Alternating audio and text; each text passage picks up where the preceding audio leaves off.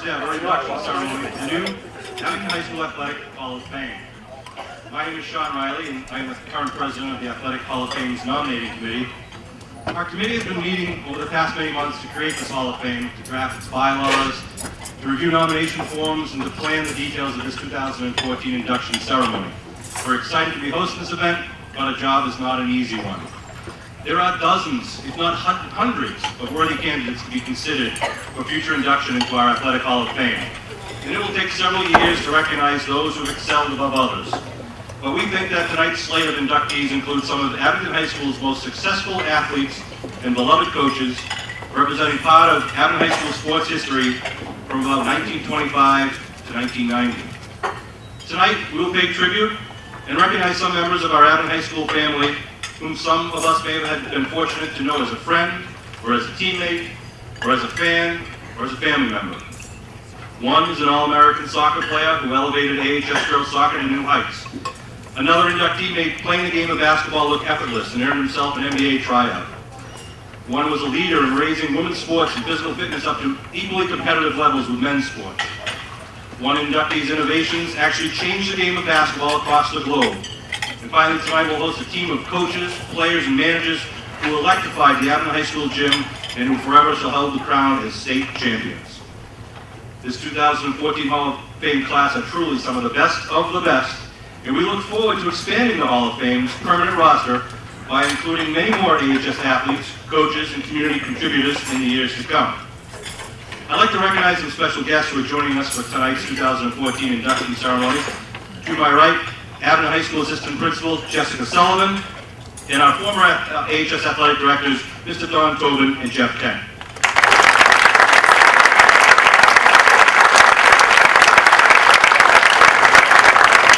I'd also like to acknowledge the other members of our committee who have all contributed towards tonight's celebration.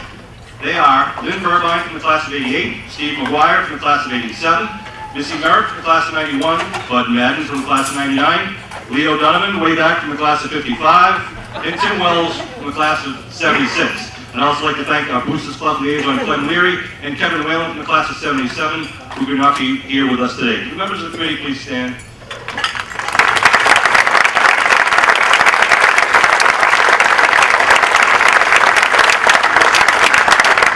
Importantly, the committee would like to recognize the two people who are truly the catalysts and the incorporators of Abington High School's new Athletic Hall of Fame. Abington High School Athletic Director Peter Serino and Associate Athletic Director Kate Casey.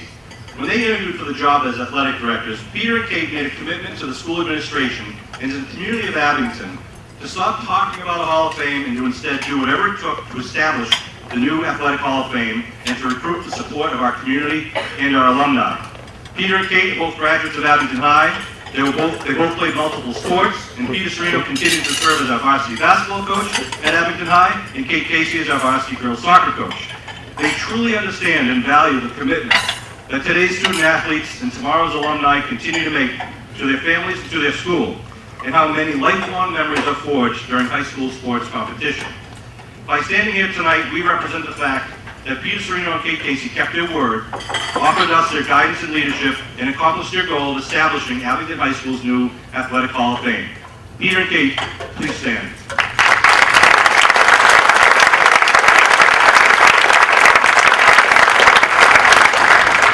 He's hiding in the corner, he's already standing.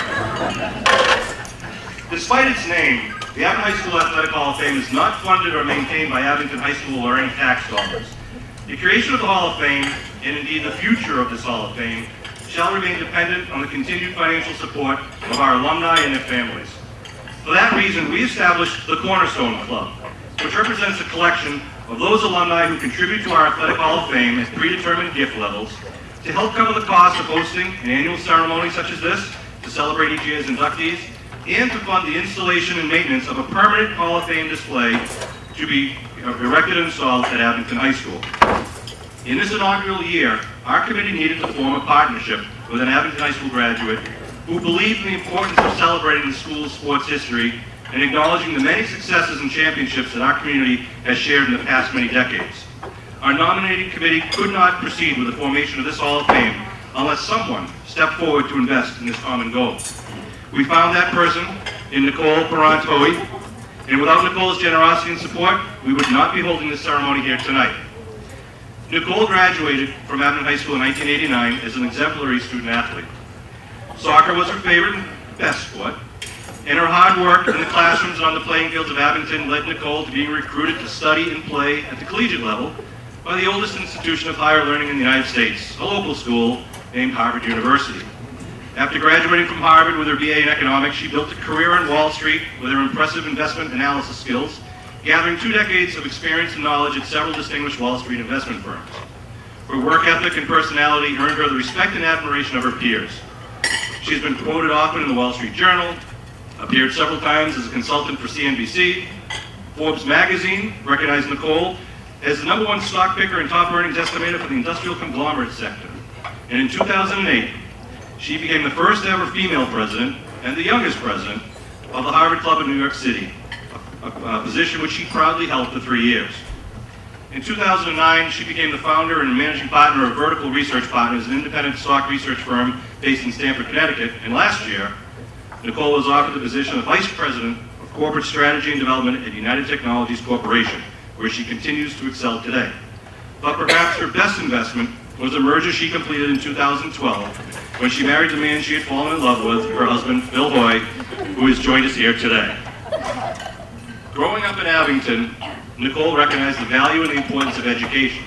And thanks to the insistence and the guidance of her mother, Nicole was the first person in her family to attend college, Harvard College at that. She continues to give back to her community, serving as a director for the Make-A-Wish Foundation and serving on the Board of Overseers at Harvard University. At Harvard, she volunteers on the advisory board of the Resolution Project, which is dedicated to developing socially responsible young leaders. In sum, this Abington High School student athlete has done good, and she continues to do good. This Abington High School Athletic Hall of Fame would not and could not have been created without Nicole Perrant-Hoy's support, her investment in the Cornerstone Club, and her loyalty to her high school in her hometown of Abington. Ladies and gentlemen, please join me in welcoming the founding member of our Hall of Fame's Cornerstone Club, Nicole Perrant-Hoy.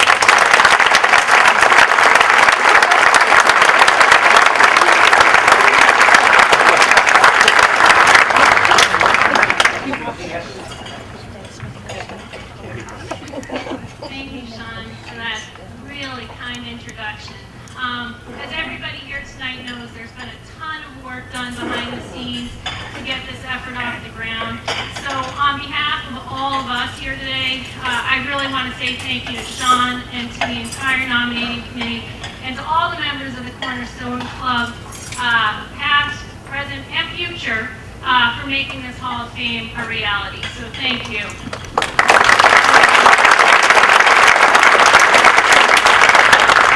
I'd also like to thank my husband, Phil, who appreciates how much I love Abington and really also supported this effort. I was asked to say a couple of words on my involvement and to also encourage others to give and to get involved. One word sums it up for me, and that is gratitude. Playing soccer and basketball and running track at Abington High School while managing a rigorous academic schedule has significantly shaped the person I've become, teaching me skills that would have been left undeveloped were it not for the terrific coaching I received here in Abington. You can't really teach someone how to be competitive, but an experience like losing because our team couldn't hit more penalty shots than our opponent does. Nothing teaches a kid how to be adaptable like switching her position mid-season does, particularly after she's told it's in the best interest of the team. The art of taking feedback, good and bad, is a skill that athletes learn earlier on than most. You don't really have a choice but to listen and learn when your basketball coach pulls you aside after you blow the lead and lose the game because you shot the ball and missed instead of dribbling it around until the clock ran out. These are all personal experiences. Nothing teaches an athlete the art of negotiation like a coach who somehow convinces two best friends that learning how to high jump together will be one of those unforgettable experiences of a lifetime. And nothing helps you develop a sense of humor more than yelling Ohio and Iowa as you run down the basketball court, hoping you and your teammates remember the difference between the two plays. Sue Cash, your dad is looking down, smiling at you today. Playing on a team day in and day out teaches you how to put others' needs ahead of your own. It teaches you how to show up and be up for the people even when you don't think you have it in you. The lasting bonds formed with teammates, classmates, teachers, and coaches are special, and it's so terrific that so many of you are here tonight to celebrate. So for all of you sitting out there, when you think about why donating to this Hall of Fame is important, think about what playing a sport at Abington High School means to you. And also, think about what it means for all the young men and women who will come through Abington High School in the future, who will aspire to be like the athletes you're going to hear about tonight. Gifted teachers, inspirational coaches, great innovators, exceptional athletes, and loyal supporters of Abington. Please consider making a donation. I think there are envelopes on the table, and have a great night tonight. Congratulations to all the inductees.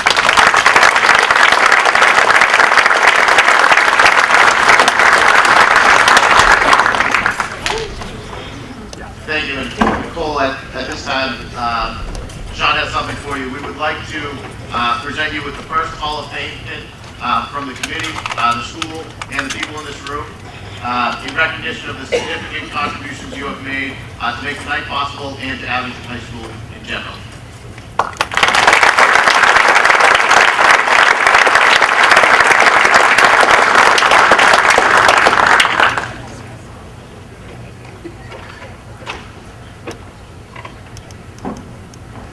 Thank you.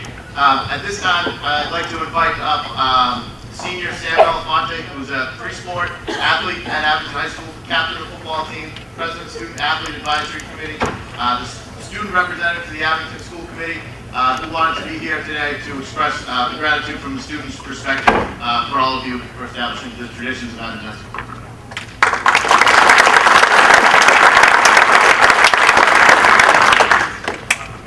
When I found out a couple months ago that Abington was going to have an athletic Hall of Fame, I was ecstatic. Once the buzz got around school, I think every athlete can say they were excited to see who would eventually be inducted. This is something that people have been looking forward to for a long time. Mr. Strino came up to me in school a couple weeks ago and asked if I would represent the student body and speak on behalf of the Hall of Fame inductees. I said, of course, without even blinking, and began thinking of what I was going to talk about. With so much tradition, I am sure it was difficult choosing the first class, but with much respect, this first class is going to be the most memorable. As I read over the list of athletes being inducted this year, it dawned on me why the saying, tradition doesn't graduate, is really true. Every single one of you took pride in wearing or coaching Abington jerseys. You all were truly the ones who started Green Wave Pride. The Green Wave tradition is something that is very unique to Abington. From a student athlete's perspective, Abington is like no other town. There are no other towns where on a Sunday in September you can find every single student athlete walking around town collecting generous donations from people. That doesn't happen other places. In Abington, the tradition of Green Wave athletics is something people honor. They honor it while in high school and college, and most of the time for the rest of their lives. This tradition, which most of you guys have built, is something that deserves to be honored. As athletes of Abington, we know we not only play for ourselves, we play for every single athlete that has ever worn these jerseys.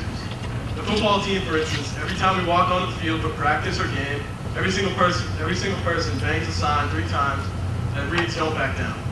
3 words that to Abington football players mean a lot. When we step on the field, we know we are not only playing for ourselves, our coaches, the school, and the town. Every Green Wave athlete is playing for the tradition left behind by the alumni. When we step on the field, we cannot back down to any challenges we face because of all the people who take pride in Abington Green Wave. I'm fortunate enough to have grown up in Abington and carry on the tradition in which was started and carried on by you. Abington High School truly is an amazing place, where athletes take pride in what they do. They have a sense of community through the support from the town, and also have a unique toughness to them, which separates them apart from any other school. Abington High School is a great place and is proud of the accomplishments all of you have had. Congratulations to all of you on being inducted as the first class in the Abington High School Hall of Fame.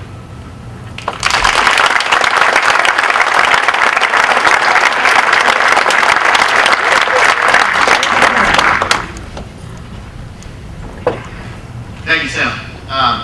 I just want to take a couple minutes and recognize the significance that tonight has for Abington High School and the athletic community.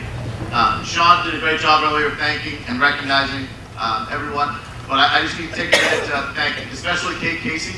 She kind of took the lead on the school's end to making sure this happened. The administration, from Principal Sullivan, Assistant Principal Sullivan, up to Superintendent Schaefer, all of them, when we came to them with the idea, said, yes, how can we make this happen? And put a lot of time and effort into making this happen. I'd like to thank the coaches that we currently have and the former coaches for establishing the tradition that Sam spoke of. And ultimately, I'd like to thank you, the alumni, for setting the example and creating the tradition of green, white pride that we have today as a town and a school community. The people in this room and alumni around the country, and ultimately around the world, as I found out when I got a picture emailed from someone on the Great Wall of China wearing a green, white basketball shirt, represents who we are as a community. These examples that you have set before us have established the green, white pride in who we are. Being in my current position, I've been fortunate enough to meet with a number of different athletic directors and athletic communities throughout the state. Every time I'm at these meetings, I walk away with the same thought. Wow, I'm lucky that I'm in Abington. I'm lucky that I came from Abington. Being in Abington, we are fortunate that we don't have a lot of problems that we can't solve. There are certainly issues that come up, but every time there's an issue, somebody steps up and says, how can I help? It's the only place I've ever been where I've gotten yelled at and criticized for not asking for enough help. That to me is special. It's who we are as a person. Sean's tried to give myself and Kate credit partially for this happening. We don't deserve any of the credit at all.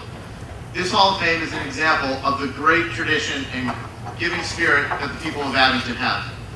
We went to Sean and a number of other alumni that ended up on the committee and said, let's try this. And that's all we had to do. When we went to them with an idea, they ran with it. There were people who are generous to give their time, their energy, their expertise, and their money to make tonight happen.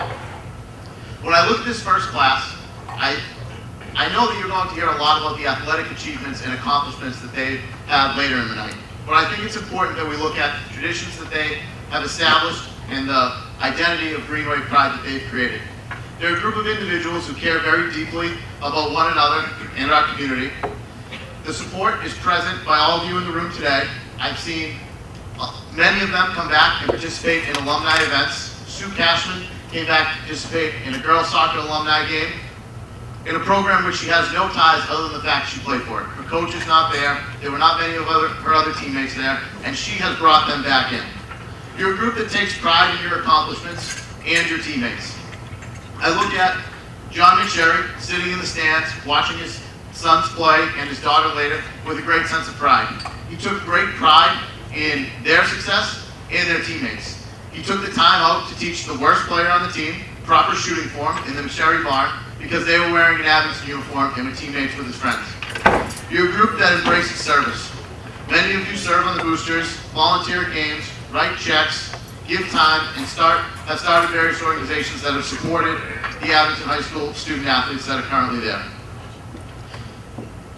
You hold each other to a high standard of character. You take the time to have a conversation with current students to recognize the mistakes that they have made and how they can learn from them, recognizing that they are only 14, 15, 16, 17 years old. You embody toughness. Each and every one of you overcame some obstacle throughout your high school career. I look at Marsha Crooks, who persevered to bring women's athletics to Abington at a time when it was a very difficult challenge to do. You represent teamwork. You make sure events like tonight are possible. You come forward in the time of need. You work together to celebrate each other's success and always recognize that others' work has contributed in some way, shape, or form to your own individual success. It's only fitting that the inaugural class features a team, a coach, and 2 individuals from that team. It's appropriate that a community like Abington finally has a place to honor the achievements of its alumni with an athletic Hall of Fame and to recognize and celebrate the origins of the traditions that have established and defined green, white pride. This institution will serve not only to celebrate these traditions, but serve examples for the future student athletes of Abington High School. Each of these individuals, whose names appear on this banner, will serve to motivate and inspire the future of green, white pride. And for that, I thank each and every one of you not just the inductees, but all of you who are members of Green Wave Nation.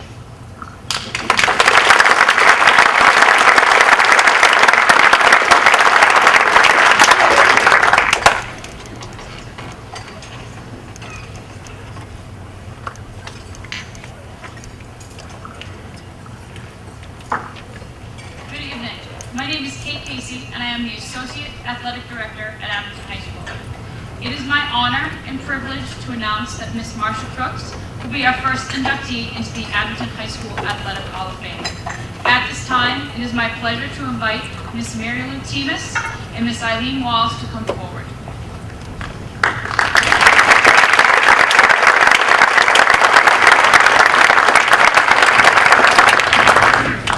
Mary Lou Temis has been asked to formally introduce and induct Miss Marsha Crooks into the Abington High School Athletic Hall of Fame. And her commemorative Hall of Fame pin will then be presented to Marsha by Miss Eileen Walls. Ladies and gentlemen, we are proud to induct as a member of the Abington High School Athletic Hall of Fame, Miss Marsha Crooks.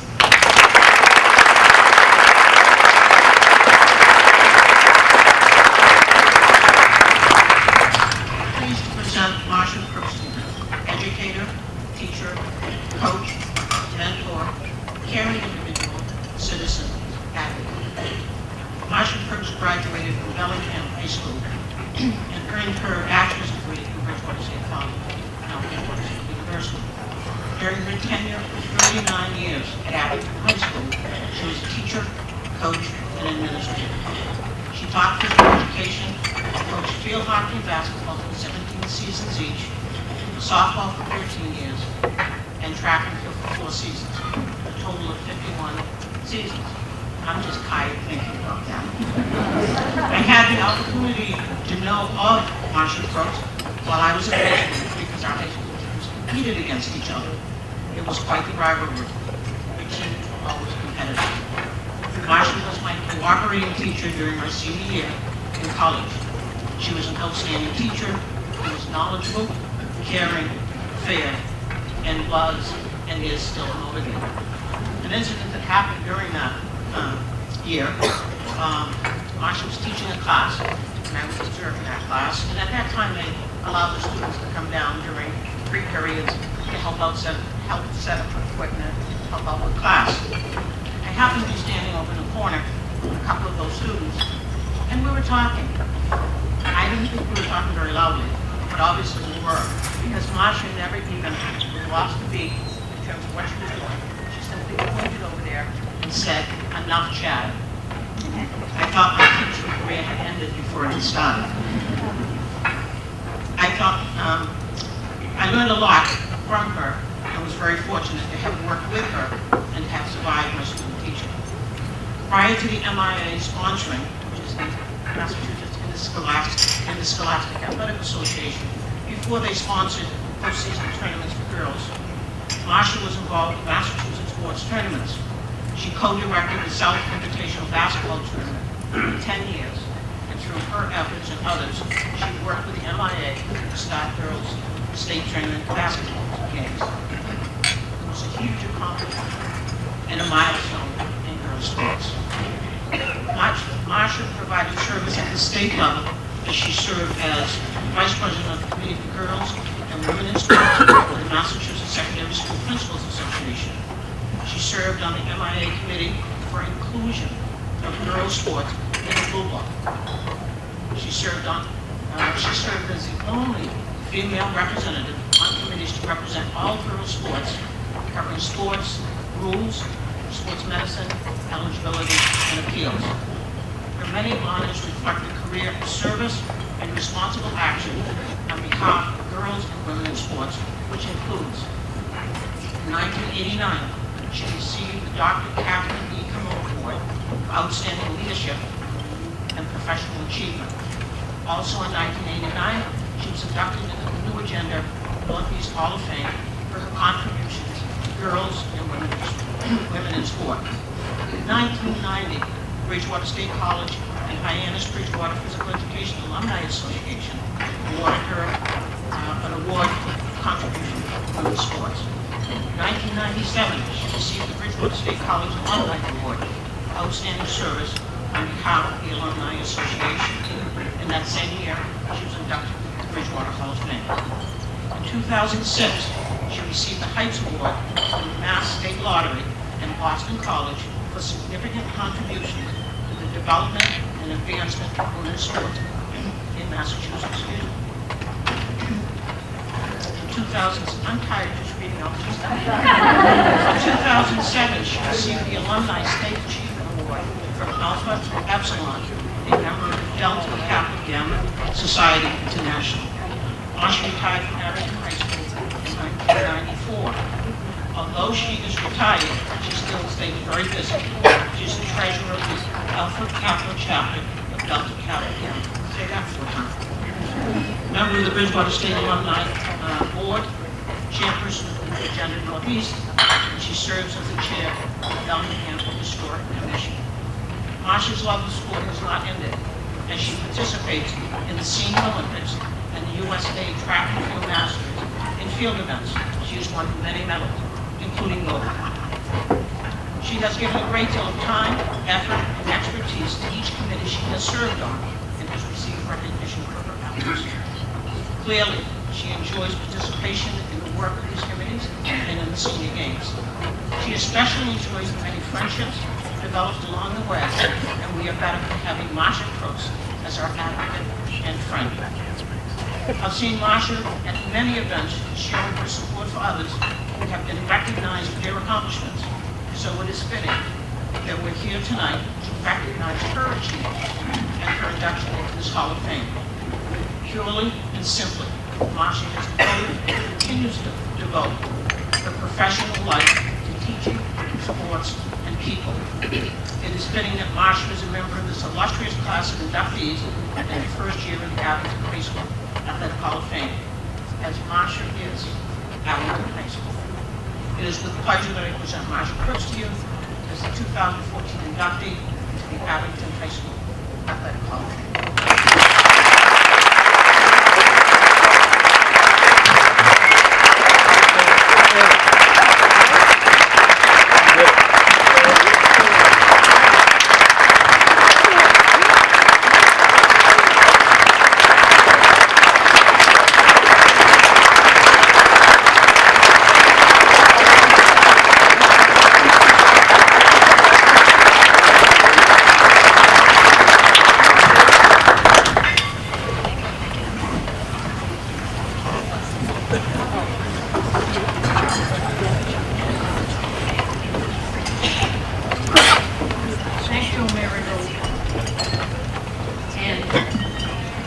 Congratulations to all who are being inducted this evening.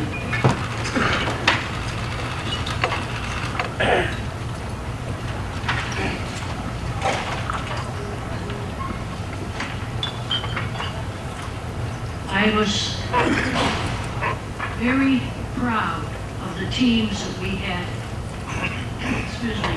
back when I was coaching. We had probably the most dedicated, hard-working, willing to learn girls of anywhere around. And this led to our never having a losing season. Back when I started coaching, we were playing two-court basketball. Nobody could cross the center line. We had 3 forwards on one end and 3 guards on the other. And what a difference in the game now. And we had a few problems along the way. For those who remember Tom Duvall, he was the boys coach at the time. And we had to share basketballs. Well, Tom didn't like the idea, so when he finished practice, he locked the balls up so we couldn't use them. Well, I caught on to it after a while, and he didn't know I had a key to the closet. So I played the same game. I locked him in a closet where he didn't have a key. And that ended our training of basketball.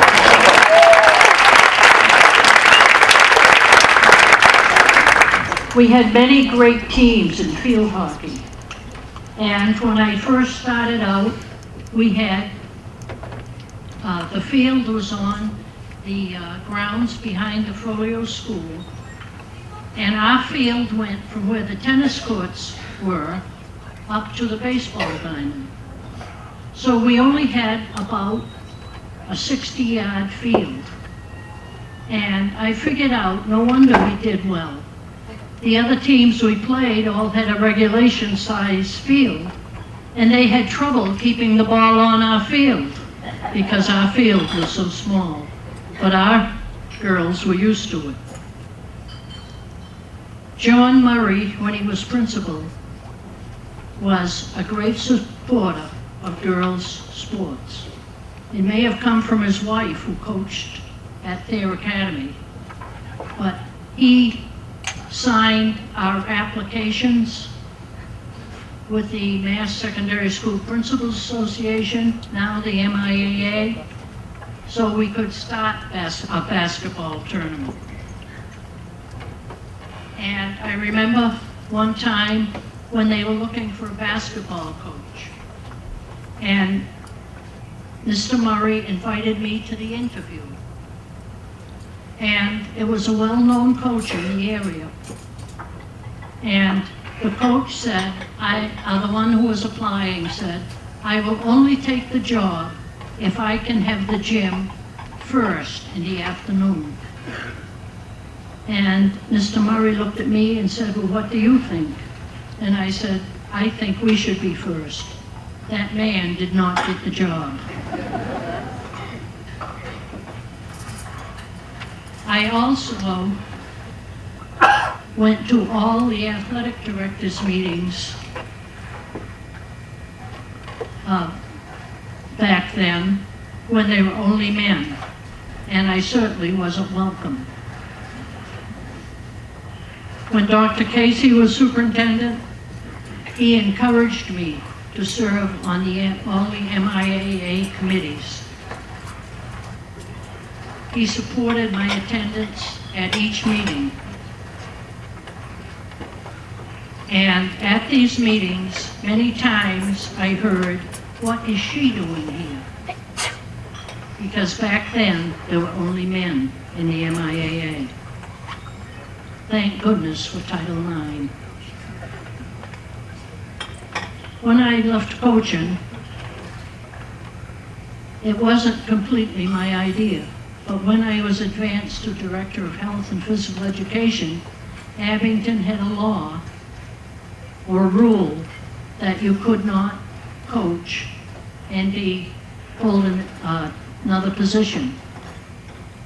It all changed the year after I resigned from coaching, when they needed a football coach. Then you could do anything.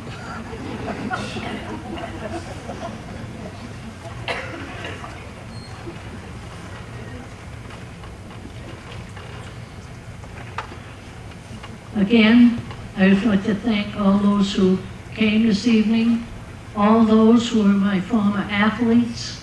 Even though I didn't recognize some of you, I still appreciate you being here. I do compete in the Senior Olympics. I do all the throwing events, the shot put, the discus, the javelin, the hammer, and the weight. And I have enjoyed that. It's given us a chance to see different parts of the country as we compete in the national competitions. And I would like to thank my sister, who without her support and traveling with me to all these games, and once in a while giving me a few coaching hints, that I would not be able to do all this. I thank my sister Diane, who is here this evening. Again, congratulations to all those who are being inducted this evening. Thank you.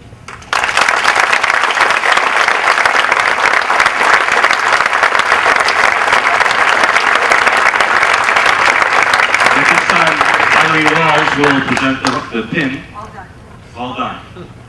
Great. Thank you very much. I think it's probably appropriate, Marsha, that given the history that you just gave us, that you are the first person, a woman, being inducted into the Hall of Fame.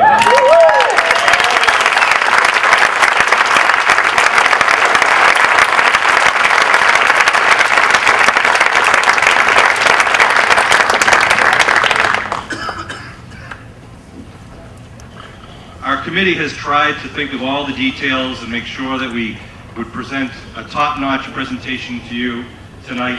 And I think, and I hope at the end of this you'll think that we did a pretty good job. But I have to admit, and some of you may have already noticed, we made one mistake, which will be corrected. This is our temporary banner that will be held at Abington High School. And I say temporary for two reasons. One, somehow we forgot Marsha Crooks' name on the banner. And to that, we talked to Marsha earlier. We humbly apologize. We had no time to get this replaced in time. But Marsha Crooks will proudly be hanging her name on the banner to be held at Abington High School. The second reason why we hope it is temporary is that in 2 weeks from today, the town of Abington will be taking a vote as to whether to build a new high school, in fact, a middle high school. And if that does come to fruition, we will do much more than just hang a banner in the gym. We will actually have a Hall of Fame display designed by an architect to be put as a permanent display in our new gymnasium and new auditorium at the new, knock on wood, middle high school in Abington. And I do hope all you Abington residents will vote on the 18th and make that dream become a reality.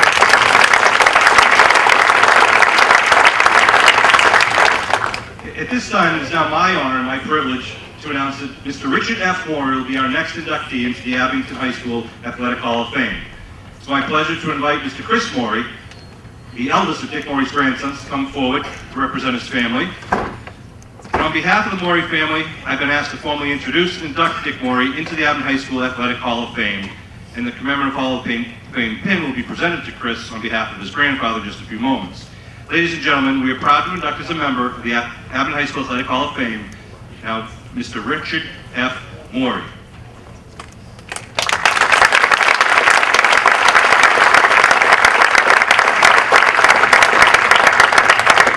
Most of us would be proud if we left our mark on this world after we left it. Perhaps some sort of legacy to remind others of the impact or the contribution or the vision that you believed in. What was your passion? Did you really influence people? Is the world a better place? Did you leave your mark? There can be no doubt that Dick Morey left his mark locally, nationally, and even internationally, and we are reminded of him every time we enter a basketball gym. Dick Morey was a teacher at Abington High School between 1925 and 1965, and he coached high school basketball for 24 of those years. His good friend and fellow AHS teacher Tom Duvall, who we heard reference to earlier, described Dick Morey's classroom as a place where students enjoyed his wit, humor, patriotism, and his contagious love of life. Dick Morey shook the hand of John Fitzgerald Kennedy, was president in Rocky Marciano's title fight, was a friend of Red Auerbach, Walter Brown, and John Havlicek, and attended the first organizational meeting of a new professional basketball league called the NBA. He played semi-pro basketball, baseball, and football, and he's a member of the Massachusetts High School Basketball Coaches Hall of Fame. He was a fascinating man, an intense coach, and a loyal friend to many. Dick Morey left his mark on the thousands of students that he taught in the halls of Abington High, and on the dozens of teams that he coached over those 24 years, and especially on the game of basketball itself. Students and players loved him. His fellow teachers admired him. The school administration, well, they put up with him. There's a great story about how Dick had to juggle his commitment to teaching with his growing business involving the manufacturing and installation of this great new idea, glass backboards. Dick Morey invented the glass basketball backboard and manufactured them right here in Abington. The Boston Garden was one of the first places where a Morey backboard was installed, and soon many colleges and other NBA teams were asking Dick to provide them with his new invention. A time came when Dick Morey needed to travel out of state to attend a critical business meeting with his glass supply company, but that would require him to take a leave of absence from school for 2 days. So Dick approached the school committee for permission and even offered to pay out of his pocket the cost of a substitute teacher while he was absent for those 2 days. The school committee denied his request in fear of setting a precedent. Knowing that his invention was the newest and best improvement to the game of basketball in decades, Dick ignored the school committee's decision and left town to attend the business meeting. As expected, he was summoned to a school committee meeting when he returned, and the committee told him that he was to be now suspended without pay for 2 weeks, starting at the time a substitute teacher could be hired. The news of his suspension reached local newspapers. It was a hot topic around town, and especially in the halls of Abington High School. Dick's response?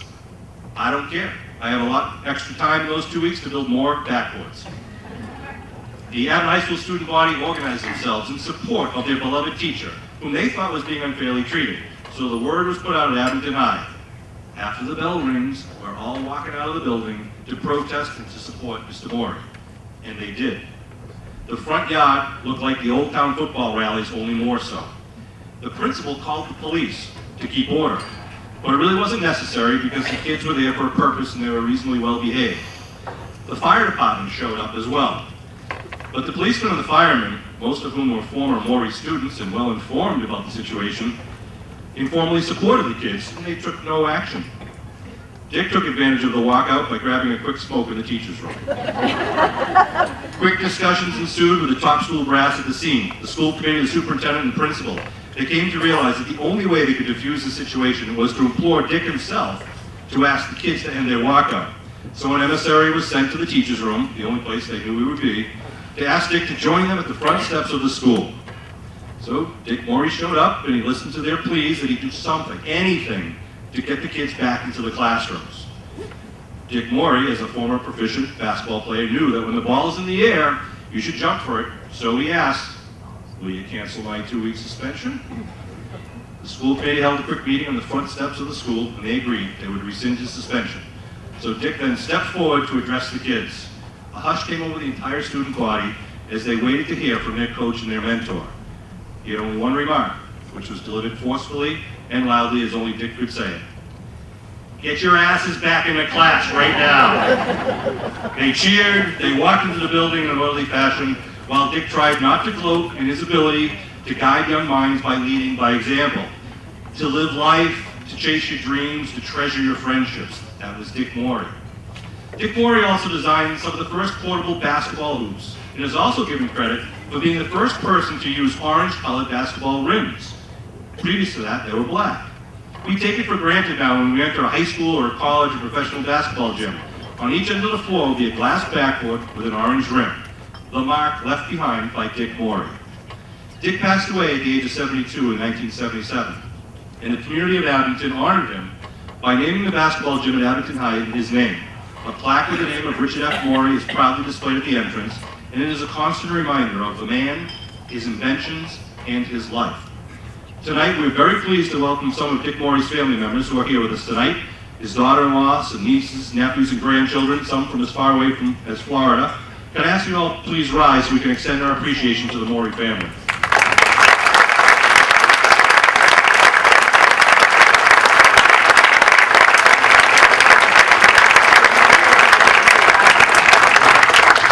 At this time, I'm also personally honored, and Pete Serino, our athletic director, will assist us to formally present the Abington High School Hall of Fame pin to Chris Morey, the eldest grandchild of Abington's own Dick Morey.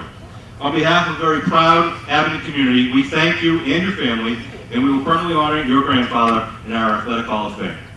Thank you.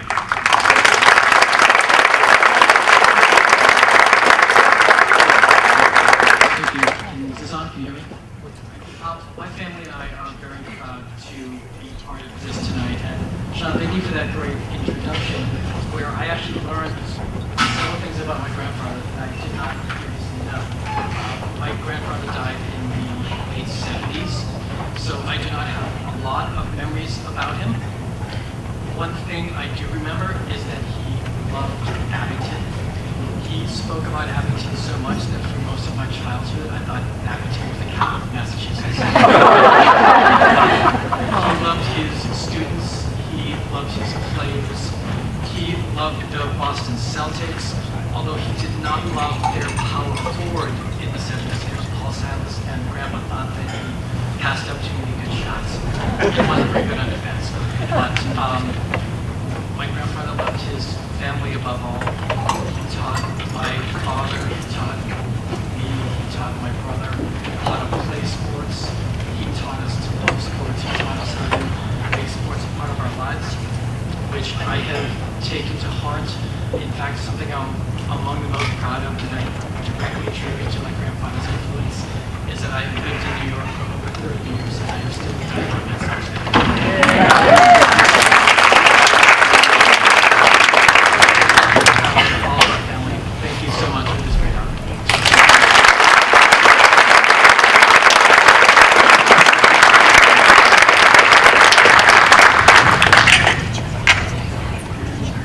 Good evening.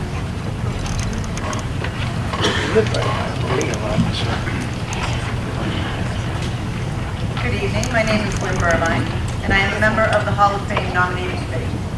It is my honor and privilege to announce that Susan Cashman Madden from the Abington High School class of 1990 will be our next inductee into the Abington High School Athletic Hall of Fame. It is my pleasure to invite Jeff Kent, Stephen Madden, and James Madden to please come forward.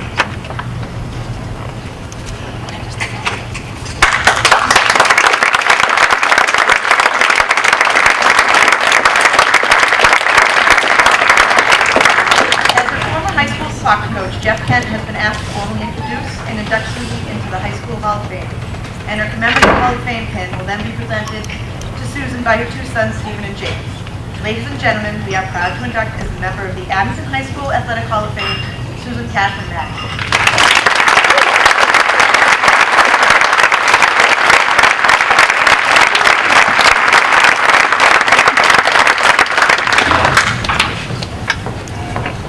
Good evening.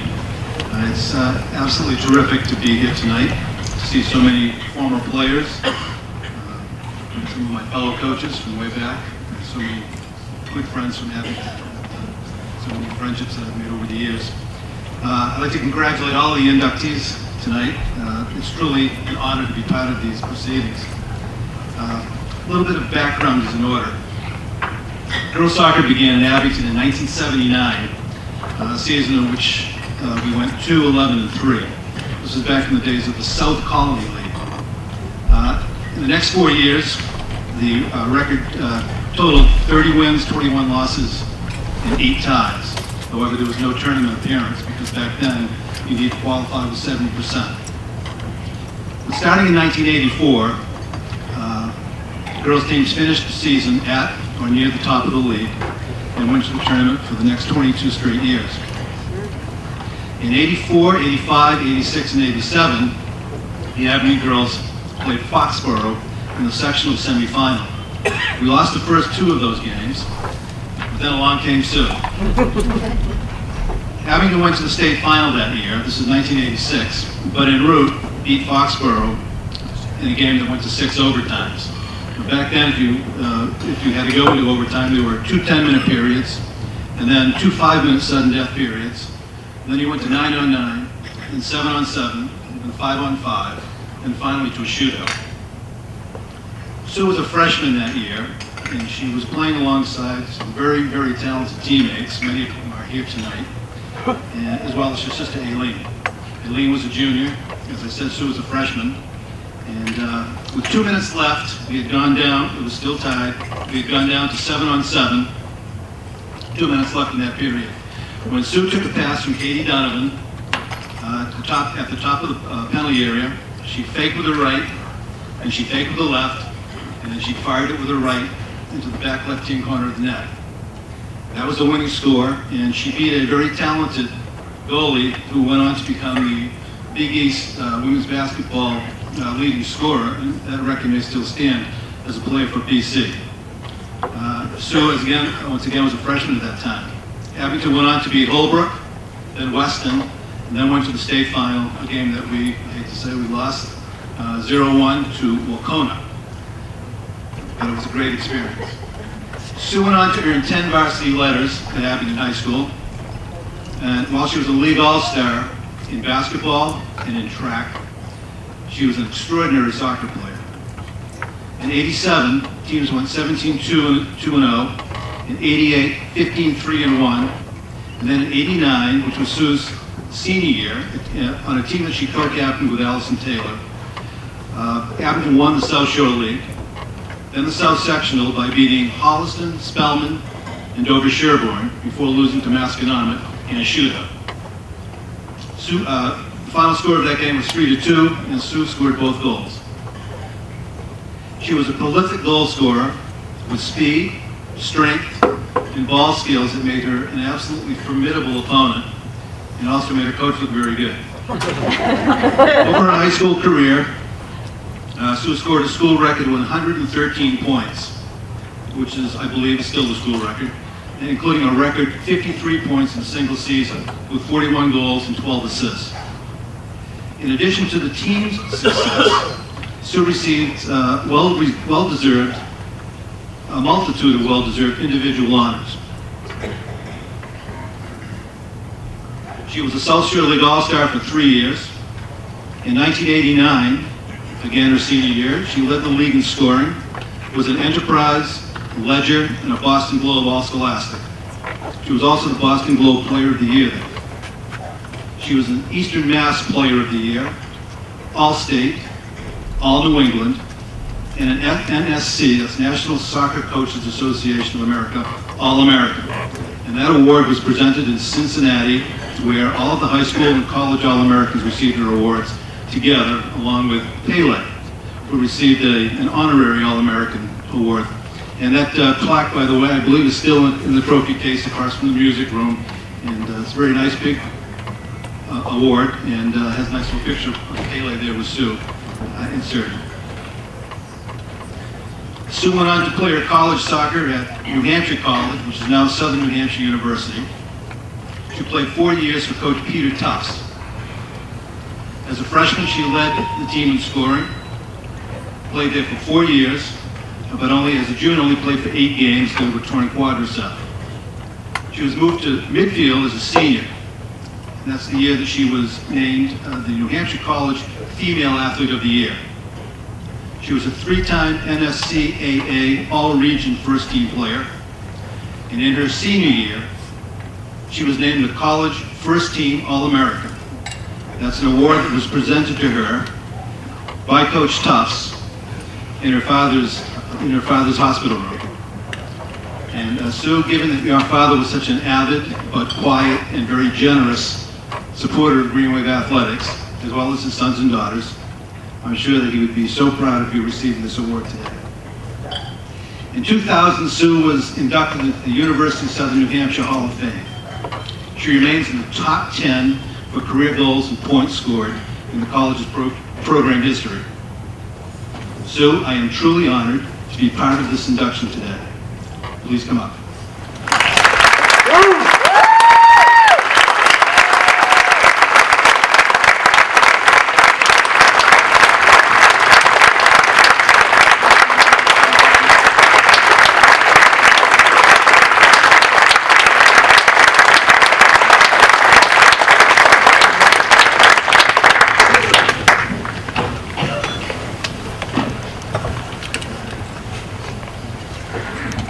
Sue is now receiving her pin and her certificate from her 2 sons, Stephen and James.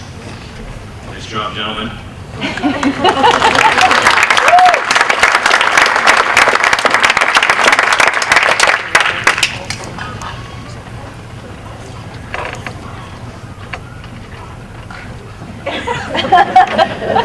Thank you. I really appreciate it. I'm not much for standing on the podium and in front of a group of people. My son James actually this week said, "Mom, let's just tell everyone you have laryngitis." And he's dying to speak in front of a room. I'm very humbled to be here today to accept this induction to the inaugural Hall of Fame.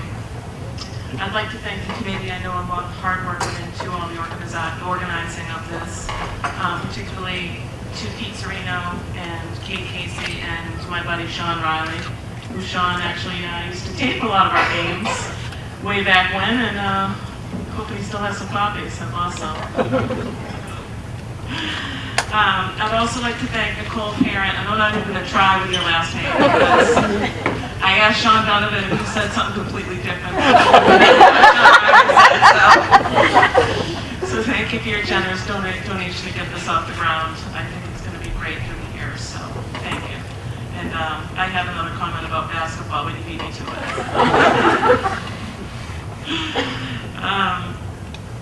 I'd like to congratulate all my fellow inductees. I'm so honored to be part of this today next to all of you. Particularly the 81 basketball team. I remember going to the Garden as a little kid and just being in awe of that game. So congratulations to everyone. I'm really, really proud to be up here with all of you today.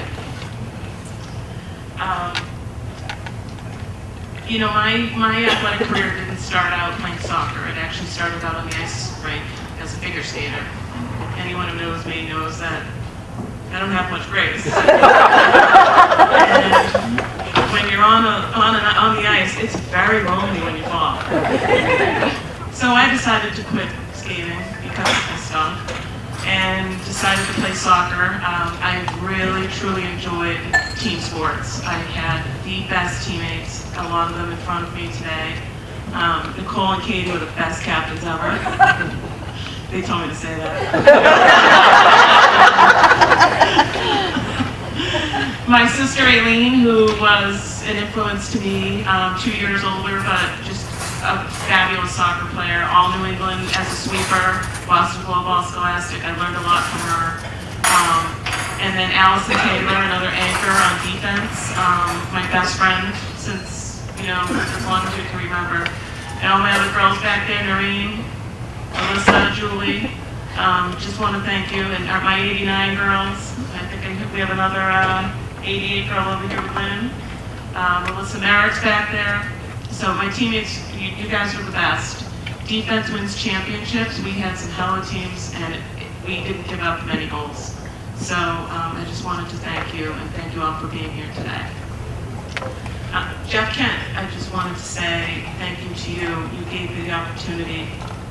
As a freshman, coming in, didn't know what to expect.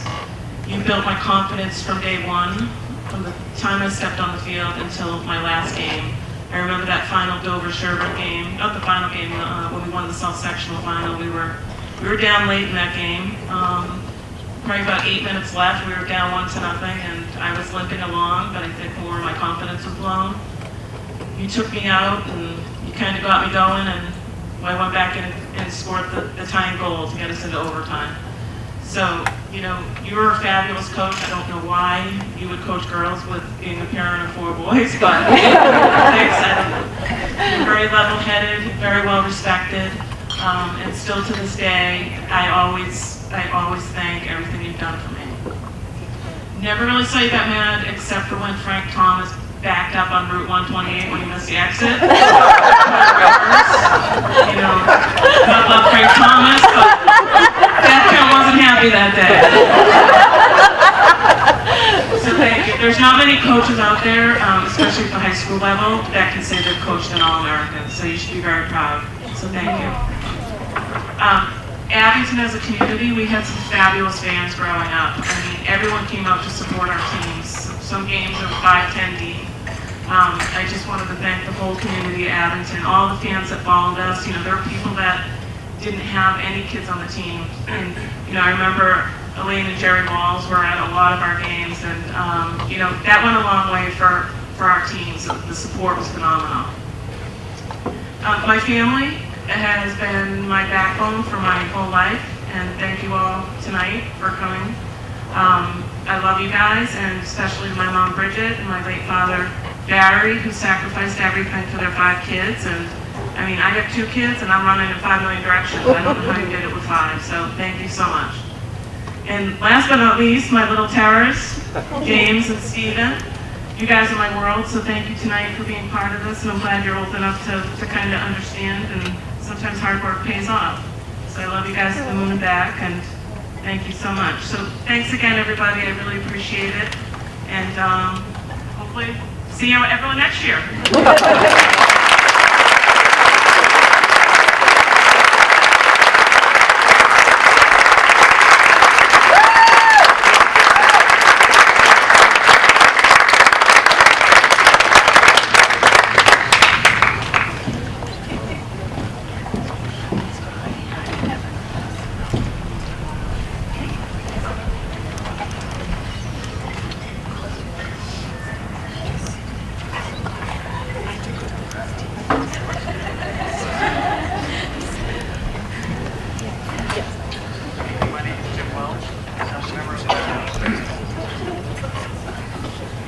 Good evening, my name is Tim Wells. I'm a member of the Hall of Fame Committee.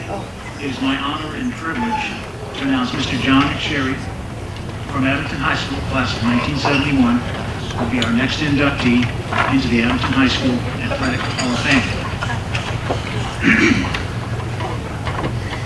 It is my pleasure to invite John McSherry Jr.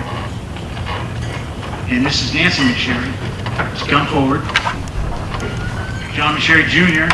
has been asked to formally introduce and induct his father into the Abington High School Athletic Hall of Fame, and the commemorative Hall of Fame pin will then be presented to John by his wife Nancy. Ladies and gentlemen, we are proud to induct as a member of the Abington High School Athletic Hall of Fame, Mr. John McSherry.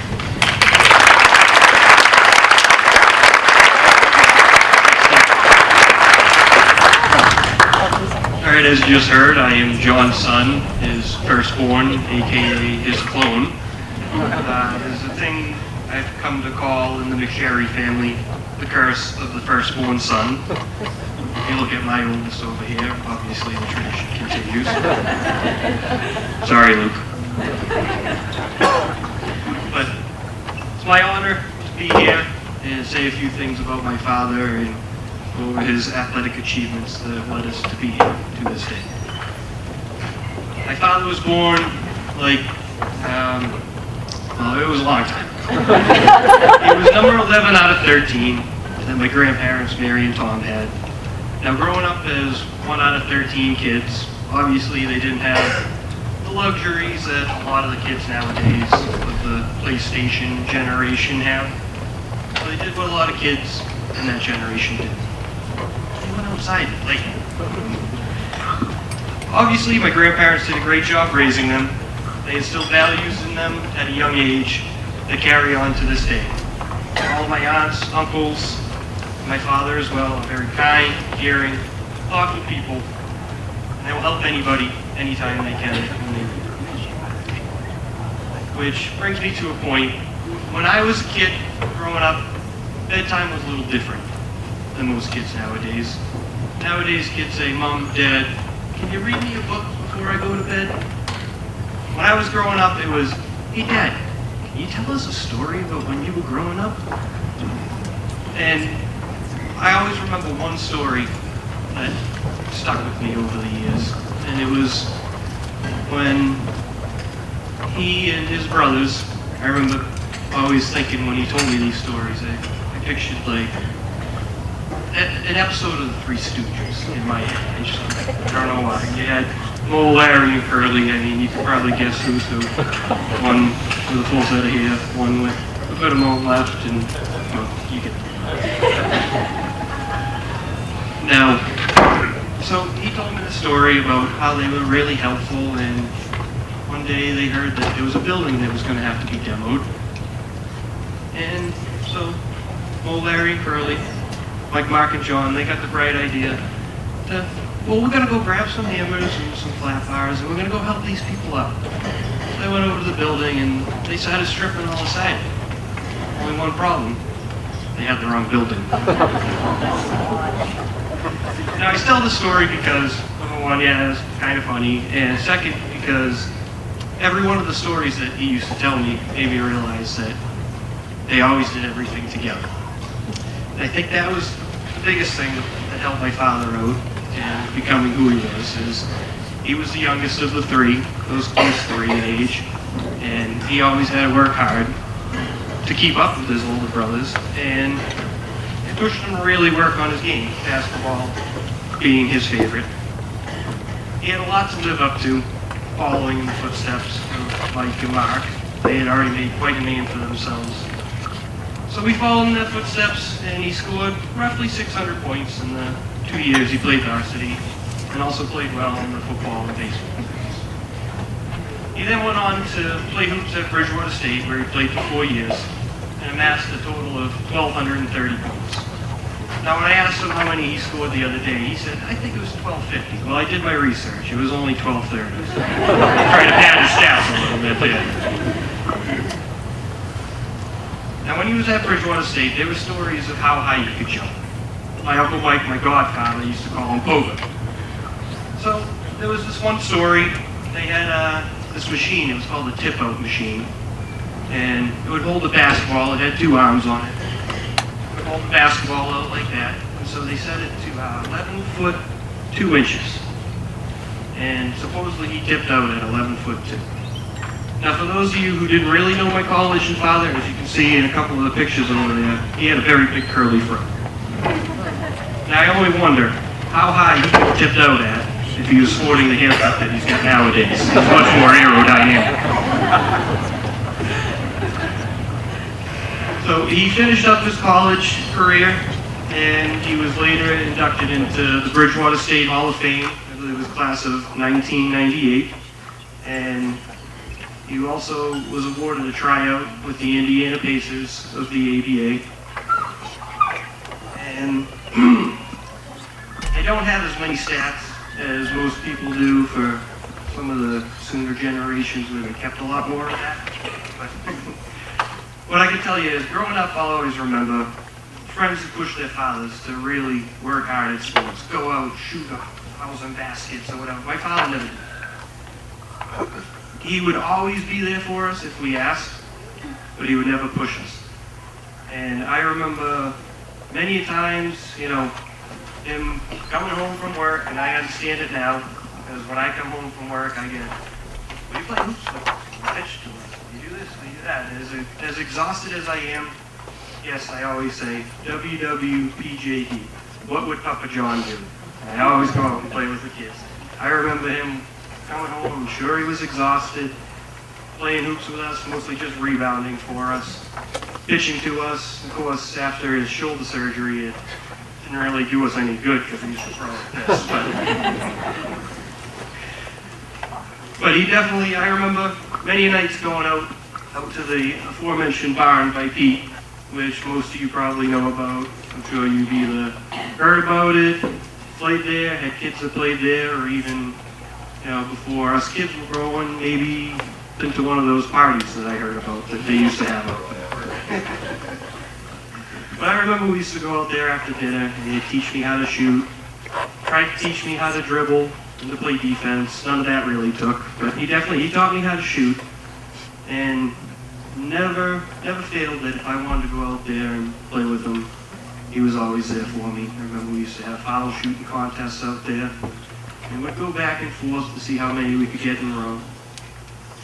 I remember one night, we used to have records of the barn, and we had a Sharpie on the wall, and we recorded every record of most in a row, or what have you, and one night, I hit 61 in a row, and I had eclipsed my father's amazing record. Now these records, they were random, some a little more skeptical than others, like my brother Brian's.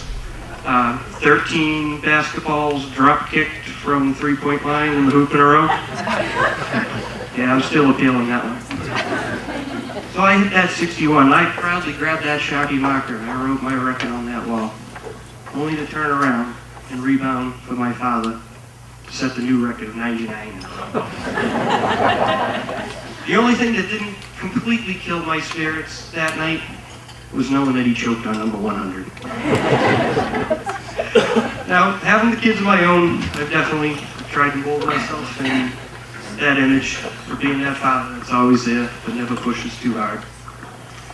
And I just would also like to say that as much as my father was there for us all the time, my mother was right there with him every step of the way, from the days in college supporting him, all our sporting events growing up, and right up until the last youth football game that my kids played. They're a good team, great parents, and grandparents. Dad, I'm honored to speak on your behalf. Congratulations to you and all the other inductees into this first Hall of Fame. You guys deserve it.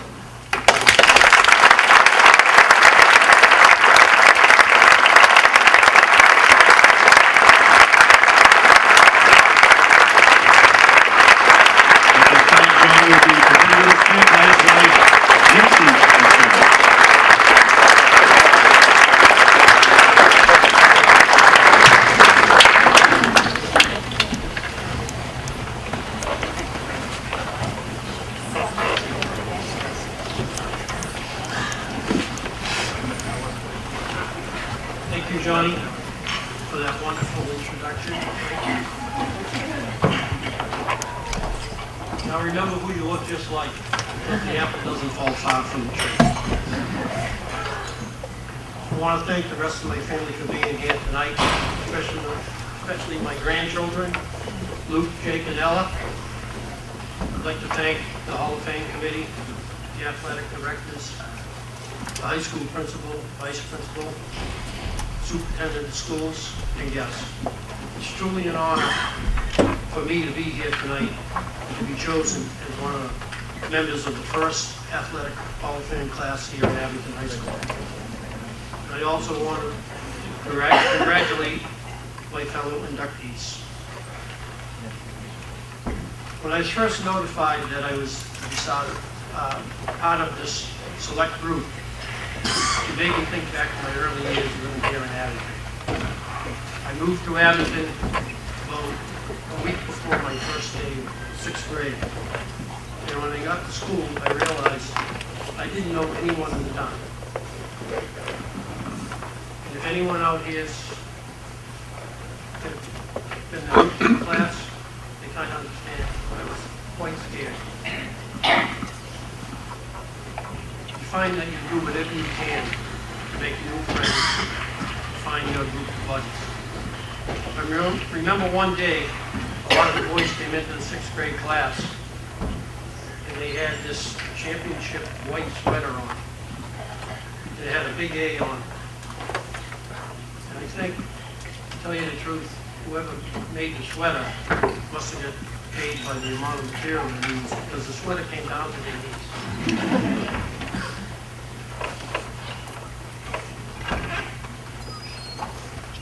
It actually was probably one of the ugliest sweaters I've ever seen.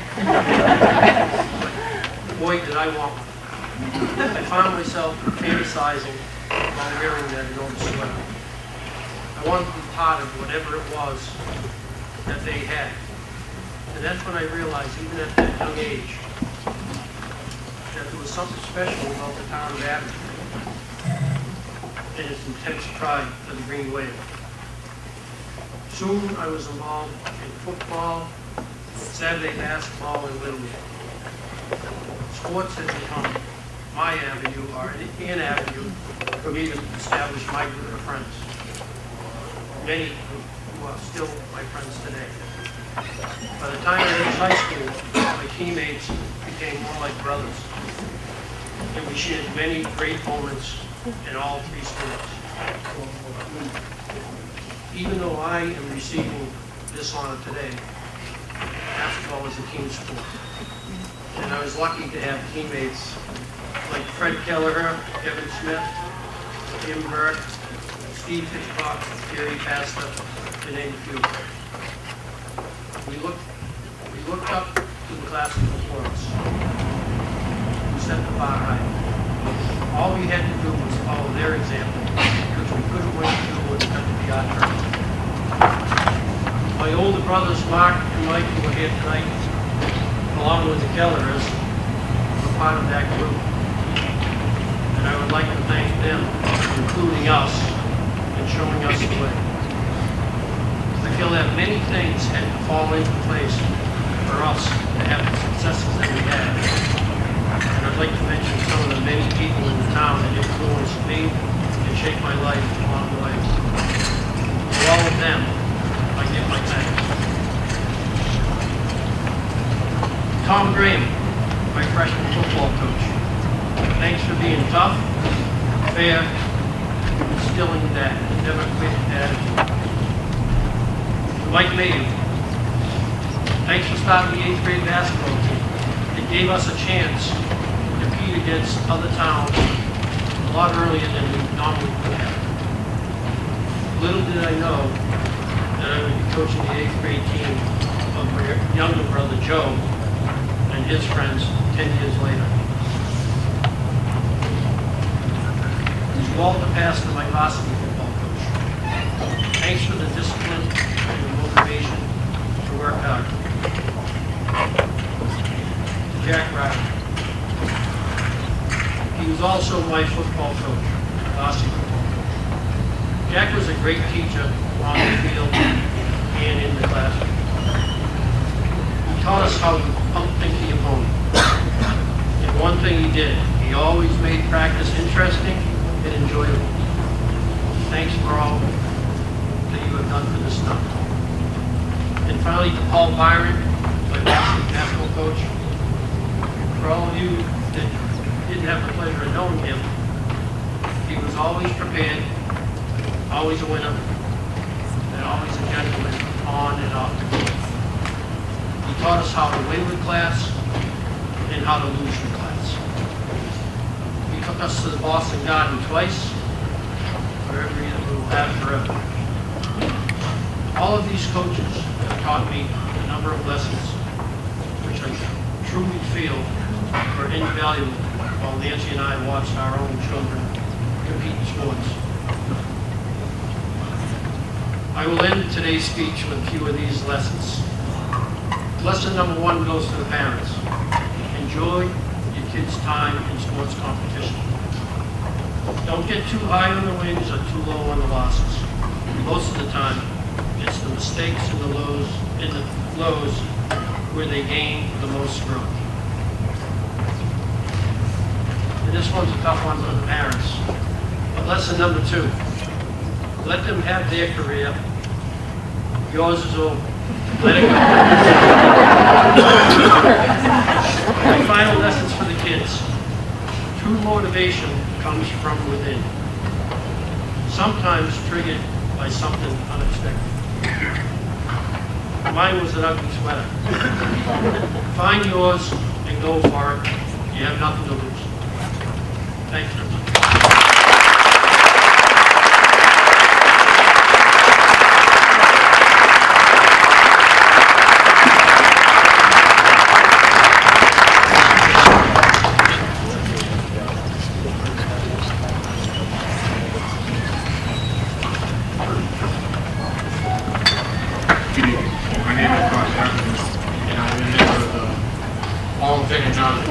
Nominating Committee. It is my honor and privilege to announce that Coach Richard Kelly will be our next inductee to the Abington High School Athletic Hall of Fame. It is my pleasure to invite Mr. Jerry Walls and Ms. Margaret O'Brien to come forward.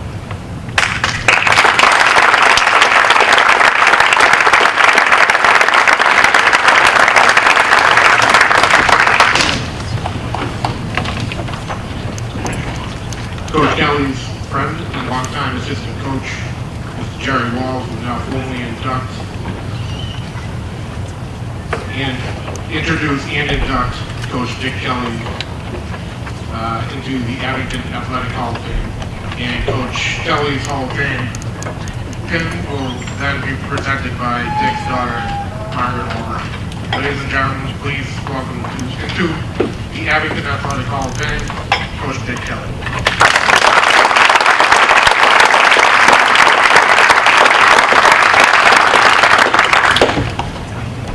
Thank the Hall of Fame Committee for doing such a fine job creating the Abington High School Hall of Fame, planning this wonderful evening. I'd also like to congratulate all of the inductees to the Hall of Fame, especially my former student, Paul Guy.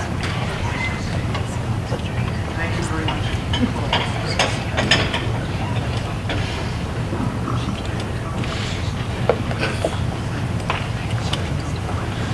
I am speaking on behalf of Richard Kelly, coach of the Abington High School girls basketball team. Dick could not be more deserving of the honor being bestowed upon him tonight, since he was inducted into the Curry College Hall of Fame in the year 2000 and the Massachusetts State Colleges Hall of Fame in 1995. Dick got his start coaching here in Abington. He coached many sports and many levels. Dick is being honored today for his years as a varsity coach of the girls basketball team from 1975 to 1983. During those 8 years, Dick and the girls team won 7 league titles and was runner-up in the other year. His team qualified for the state tournament in each of his 8 years. Dick's 78-79 team was 20-0 in the regular season. And as you well know, his 1980-1981 team won the Massachusetts State Division II championship title. The first 2,000-point scorers in Abington history were on Dick's team, and Donnie Scheider and Chris Dunham. By teaching basketball, not boys basketball or girls basketball, but just basketball at its best. Dick amazed on record of 169 wins and just 20 losses over his 8 games. Another unbelievable fact about Dick's team is that he never lost 2 games in a row. Dick will speak about the 1980-81 team, so I would like to remind you of another season. Dick had scheduled a game with Westwood High School at the beginning of the 68-69 season. Westwood was known as the basketball world of unbeatable. They arrived in Abington with a 94-game winning streak in place. Most people would never give an Abington girls a chance. Dick just went on the job of coaching basketball, good offense skills, good defensive skills, working as a team, playing your role. His teams would be prepared. Off the court, he organized the first non-football rally at the high school and a poster contest in the elementary schools. The theme of the posters was "Break the Streak." The town caught 5, basketball fever. Word got out. Channel 5 sent a team crew to cover the game. Dick's vision, preparation, and organization, coaching, sharing, and determination paid off. The gym was packed, the standing room only. The coverage by the media was overwhelming, and at the end, Abington broke the streak 73-64. Even with all those wins, there was still a critic or two in the crowd. One game, the team had a particularly poor night shooting foul shots, only 5 for 20. But he still won the game. For most fans, that would have been enough. But Dick's mother came over to him and said, "Good win, but you should practice shooting foul shots." One statistic that I may not be able to prove, but I believe that it is true, is that Dick's team holds the record for the team's pizza parties. We definitely hold the prize for enjoying the parties after games as much as the games themselves. I'm very proud to have worked with Dick and been a witness to this indescribable coaching ability. He deserves to be in Abington's inaugural class of Hall of Famers. Please join me in congratulating a great teacher, a great coach, and an even greater friend, Richard Kelly.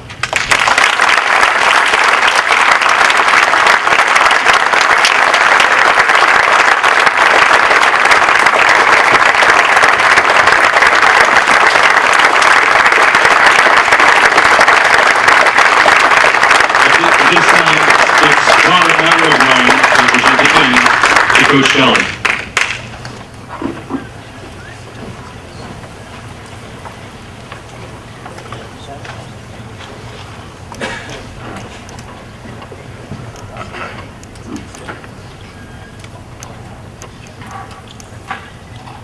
Thank you. I am honored, completely humbled to be standing before you tonight. This honor is something that I will never forget. I want to thank Sean, Kate, Peter, and the rest of the committee. It's a yeoman's task to put something like this together.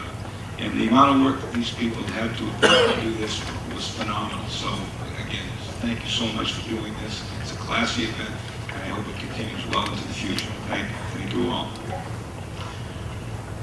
I'd like to thank my good friends Jerry and Eileen Walls first for nominating me for this prestigious honor. Both been very good friends for a long, long time. And Jerry, I could not have had a better assistant coach. Couldn't draw one up better. We became great friends as well. As I said, Jerry was a terrific assistant coach in many ways. The girls loved Jerry. Jerry taped all the ankles. And we were talking just yesterday with a couple of the girls about how funny Jerry was when he would tape their ankles. He would tell them all his corny jokes, relieve the tension. So they all loved him. Because whenever they were mad at me, they would go and complain to Jerry. Jerry would soothe the issue over and everything would be fine. So I really appreciate Jerry's work.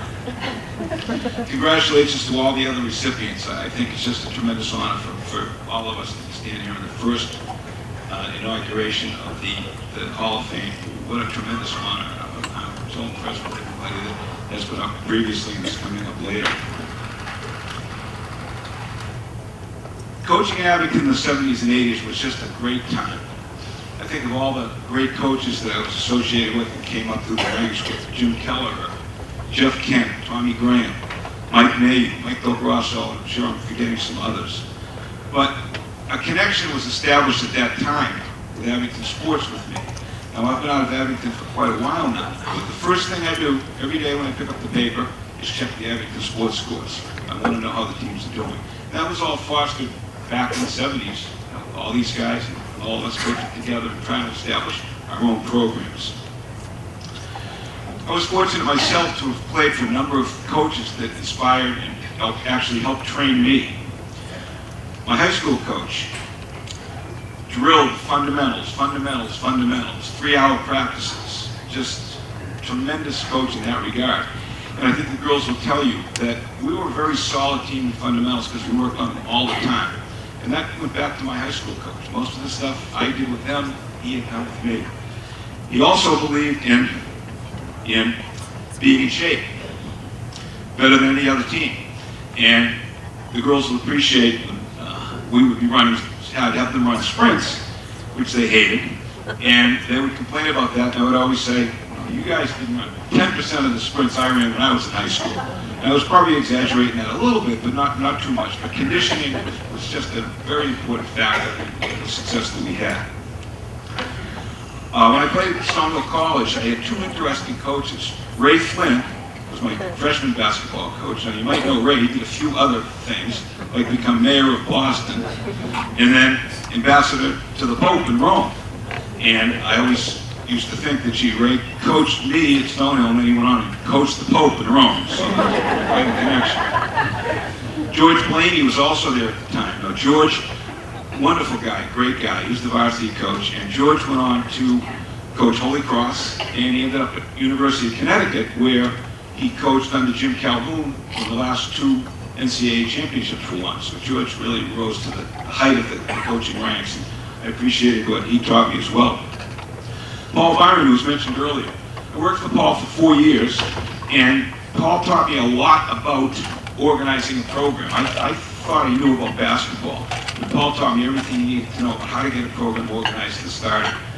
Plus, he gave me one other piece of advice, too. I have to admit, John mentioned that they played in the Garden twice. Well, that was before I had gotten there. So when our team was going to the Boston Garden, I called Paul aside and said, Paul, do you have any advice for me when I take the team to play in the Garden? And he said, this is quote unquote from Paul Byron, yeah, make sure your fly's zipped up.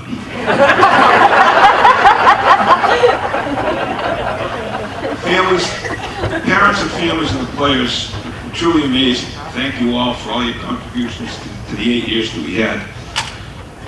The basketball was great and it was terrific what the kids accomplished, but as Jerry alluded to earlier, we had so much fun over those 8 years. We had parties everywhere. Every night after a game, we were going to the Marias, or the Donovans, or the Gridleys, or the Dwyers, or the Fays. Somebody was having a party. And it just seemed so family-oriented. Everybody was on the same page. Parents, kids, coaches, everything. It was just 8 years of everybody cooperating. So the product came out on the floor, ended up what it was. It struck me, John alluded to it a little bit too, that the parents were so supportive of your own kids, which is terrific. They also supported the basketball program. Whenever any issues, or some of the things you read and hear about today, everybody just was so supportive. It could not have been a better time for me. Some very specific people I'd like to thank. A couple are not with us anymore. A gentleman named Bill Carey. When I took the coaching job over in the early 70s, Bill Carey had run a softball program for the girls. Now, Bill Carey did not know me. I had never met Bill Carey. But a lot of the girls went to him and said, I'm not sure about this guy taking over the program. What do you think? And Bill Carey said, give the guy a chance. And again, I had never met the guy. I always remembered that piece of advice and that confidence in me that could happen. And I, of course, met Bill later on and we talked about that. But I thought that was a wonderful thing for a starting coach to be able to do. Our arch rival from Rockland, Mary Lee. Arch rivals on the court. But Mary Lee helped me a lot when I first started coaching. I wanted to know about coaching women basketball.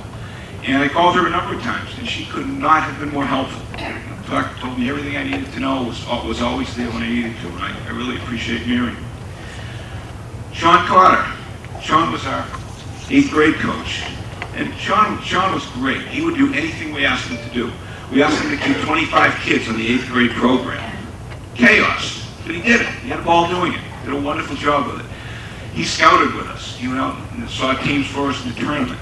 We even, at the rally Jerry alluded to, we even had Sean come on with a bag over his head and tell jokes at the rally. So you all know Sean is town moderator and everything else, but he had a bag over his head in the Abington High Gym telling jokes. I want to thank Sean. Karen Pignataro. The year I took over the team, there were 6 seniors that had played the year before, 5 of which chose not to come out for whatever reason. One girl did. Her name was Karen Pignataro. I will never forget that. Karen was not a great player, but she became a league all-star, a league champion, played in the basketball tournament, 18-win season, and went on and played in the Army. Had a nice career, literally playing basketball in the Army. I will never forget the dedication that girl showed when her classmates felt maybe it wasn't the right thing to do. I will never forget her. My own family and friends, uber supportive. I came from a large supportive family, just like many of the kids that played for me did. You know, we're all similar. It was such a family atmosphere that I think emanated from my family out into the families of the kids. It's like one big happy family. My daughter Margaret and Chad were small at the time. They were at practice all the time, constantly at practice. A lot of the players ended up babysitting my kids. You know, talking about putting trust in your own players and being able to do that. It was wonderful. Parties at my own house. Mary Kelly hosting parties that invited the team over and all the parents again. That was wonderful. Brothers and sisters and girlfriends, always supportive, always at the games. One brother in particular, Michael, went so far as to, on the old TV show, Candlepins for Cash, gave out a shout out to the Green Wave. Go Green Wave, he said when he was being interviewed by Bob Gamere. That actually happened. And as Jerry alluded to, Christos. We had so many parties at Christos after Friday night games, huge crowds there talking about the game, talking about everything else. I'm pretty sure that we financed Christos' extension that he put on 20 years ago. We were there all the time, just having fun. No coach has great success without talented players. And I was blessed for 8 years with highly skilled, highly motivated athletes. These were blue-collar kids. They worked hard. They wanted to represent their school and their town in the most positive way they could, and that's what they did. Looking back, we only lost 20 games in 8 years, as Jerry said, and you know, thinking back, those kids worked so hard. I swear 10 of the 20 losses were coaching blunders. I really think that I made mistakes that could have been overlooked because the kids had prepared so hard and worked so hard. To all my former players, thank you. The only reason I'm standing here today is because of you guys. You did it all. Finally, the person that would be most proud tonight is my mother. She died within the past year, and she was the biggest Green Wave fan there was. Picture of her, she's up in the background on that particular picture. She and her friend Dot would come to all the games, knew all the players by name, and as Jerry said, wasn't above giving advice every once in a while, like foul shooting and so forth, including one of her favorites was, Richard, stop yelling at the girls so much. But she did. But she was tremendous, and I just appreciated her support, and she would not only be proud of me here, but she'd be so proud of you. She knew you all by name. She just loved coming to the games. So I'm dedicating this award tonight to my mother, Elaine Kelly. Thank you.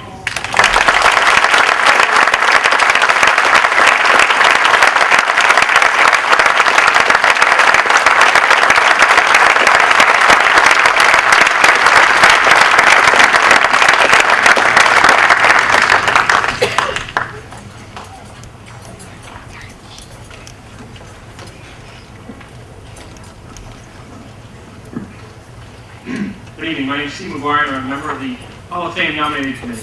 It's my honor and privilege to announce that the coaches, players, and managers of the 80-81 state champion girls varsity basketball team will now be inducted into the Abington High School Athletic Hall of Fame. It's also my pleasure to reintroduce the team's head coach, Dick Kelly, and his assistant coach, Jerry Walls, who will formally introduce and induct the state championship team and will thereafter present the commemorative Hall of Fame pin.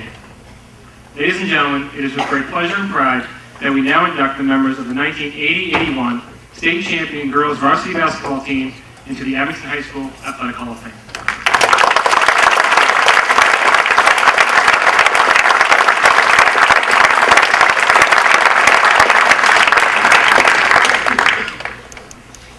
Thanks, Steve. Right back up here again. Again, I could not be more pleased on behalf of the 1980-81 state championship girls basketball team of Abington High School. The accomplishments of this team are extraordinary. 27 wins in one season, a record that probably will never be broken. We won the Rockland tournament that year. They were Social League champions. The team that we defeated on the way to the state tournament, we defeated consecutively 3 teams that had 1 loss each. So we beat the best of the best to become state champions that year. I was quoted in a recent article by the Abington Mariner about this team, and I called it a magical year, and it absolutely was a magical year. We had tremendous talent on the team. No one would deny that. But the work ethic of these kids was unbelievable. From a coach's perspective, practices were fun, and coaches liked the game part of it. But I loved going to practice. We would just work on our fundamentals and everything that we needed to do, conditioning, as I mentioned earlier, to the point where by the end of the year, we were just really a relentless basketball machine. That's how I felt about those kids. So many stories. The bleacher creatures. Gym was packed. They were waving a bone. They had signs. There was all kinds of mayhem going on. All positive, all in a positive way. And that group of student body followed us all the way through the tournament. They made a huge showing out at Air to help us win the championship out there. That was fun. An early season win came against Marshfield High School. They were Division I school at the time. We beat them 73-70. Now this is in the days of no three-point shot, and the game did not go overtime. And to have a score like that was unbelievable back in those days. And I still say it was one of the best offensive girls basketball games I've ever been part of. It was tremendous. We defeated Rockland in the tournament, our arch rivals. They had a very talented team that year. They had 2 Patriot Ledger All-Scholastics on their team. And we got down early, we had some foul trouble, but the kids never panicked. We were talking to a couple of them, Debbie and Dottie, the other day. They said, Coach, we never panicked. We never panicked. We knew we were going to come back and win the game. And we did. We won it by about 12 points. At the old Boston Garden, we were trailing most of the game. We were just not playing well. Couldn't get our shots to go down. And something happened in the second half, and it was magic.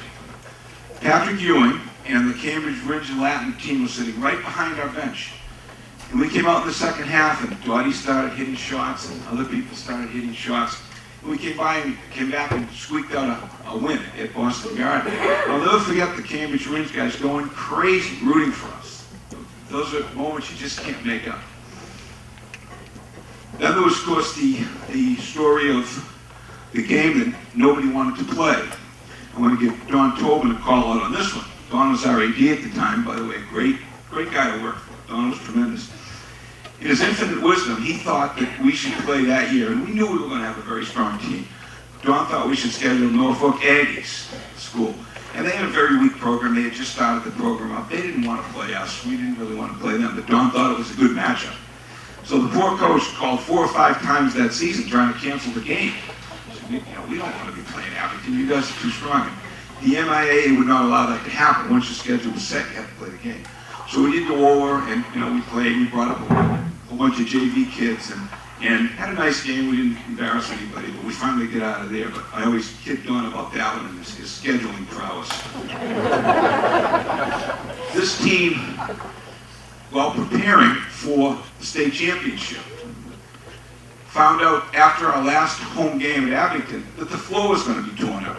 We could not practice at the high school gym while we were preparing for the state tournament. Well, the only other gym in town was the Frollo, right? Wooden backboards.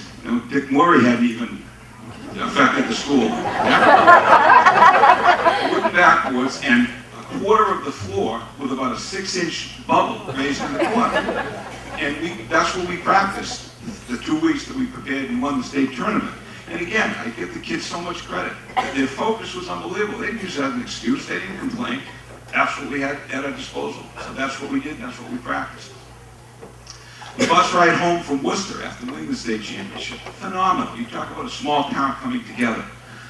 We had a police fire escort back to the gym, and back at the gym, hundreds of people standing there waiting for us. You know, these are just moments you just can't appreciate, you know, how much they mean to you. You just can't make these kind of things up. It's small town America at its best. I think I'm most proud of the girls that accomplished this season. 33 years later, and what successes many of them have become. Successes in life. Okay? These ladies have become mothers, professionals, coaches. A lot of them coach in their own towns, and really pillars of their respective communities. What greater legacy can a coach ask for than to see all his players go on to happy, successful lives? And that's one of the things that makes me most proud of these girls. I was going through my scrapbook in preparation for tonight, and the girls of that year had written a poem chronicling everything that had happened that season. And I won't read the whole poem, but I am going to read the last stanza. These times we'll remember and cherish for life, with love in our eyes filled with tears. The season had ended for all our seniors, but will always be remembered, our year. So without further ado, I'd like to bring up the girls from the 1980-81 Abington State Championship basketball team.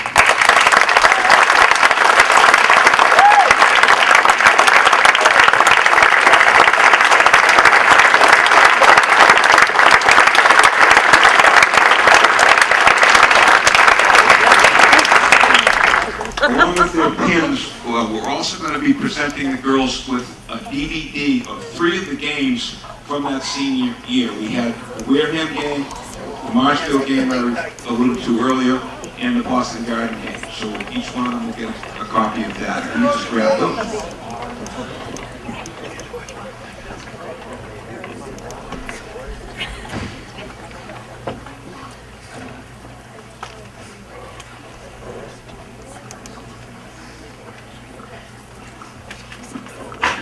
Five young ladies were not able to make the event tonight, but they will be bestowed with all the honors that all the girls who were able to make it here tonight will get. The young ladies that could not make it were Audrey Wilson, Ellen Provost Atkinson, Kristen Peterson-Gee, Lisa O'Neill, and Ian Donlan Kerr. So they will not be here tonight.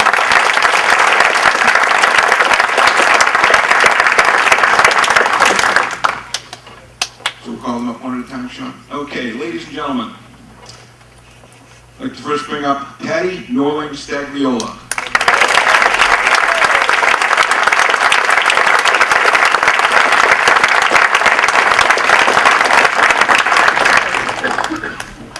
Wendy Sky Patton.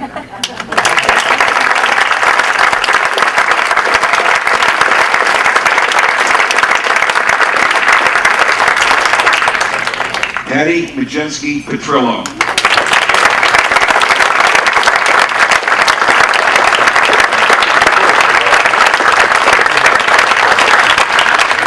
Christine Donovan.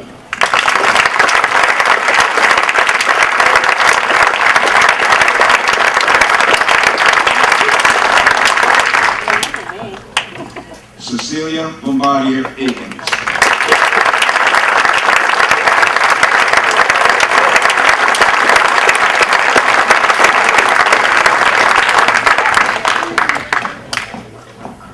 Catherine McCabe.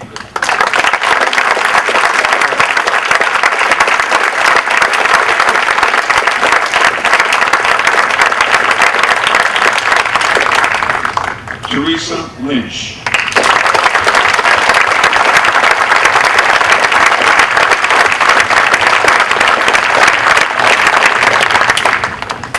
Mary Bulger Rogers.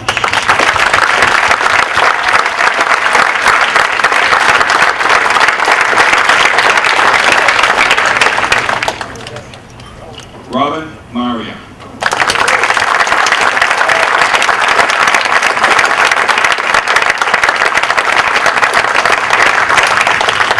Janet Christensen Manning.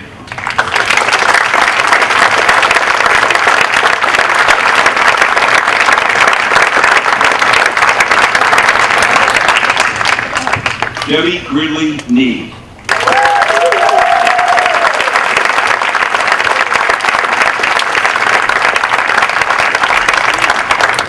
Dorothy Chartier.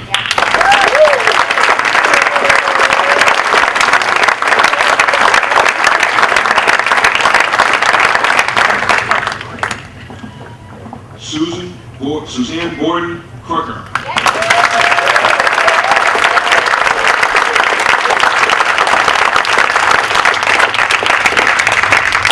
Hopefully I have not missed anybody. I would be very embarrassed if I did. I think we got everybody. And then finally, my great friend and great assistant coach, Jerry Walls.